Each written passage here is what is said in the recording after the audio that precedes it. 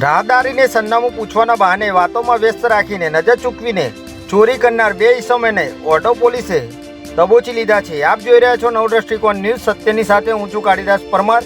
એક નજર આજના મુખ્ય સમાચાર પર।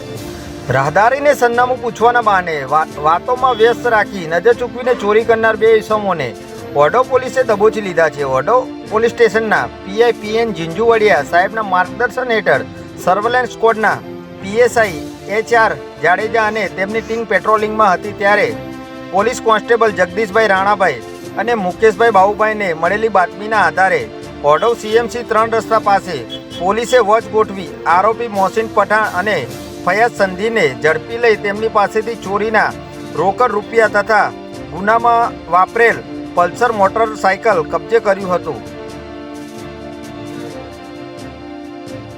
આરોપીઓની પૂછપરછ કરતા તેઓએ શહેરના અલગ અલગ વિસ્તારોમાં રેકી કરી ઓઢવ સિંગરવા વિસ્તારમાં આવેલ વિરાટ 4 રસ્તા નજીક એક રાહદારીને સરનામું પૂછવાના બહાને રોક્યો હતો અને નજર ચૂકવીને તેના ખિસ્સામાંથી 20,000 રૂપિયાની ચોરી કરી ફરાર થઈ ગયા હતા। ત્યારે આ બંને રીઢા આરોપીઓને ઝડપી લેવામાં ઓઢવ પોલીસની મોટી સફળતા મળી છે।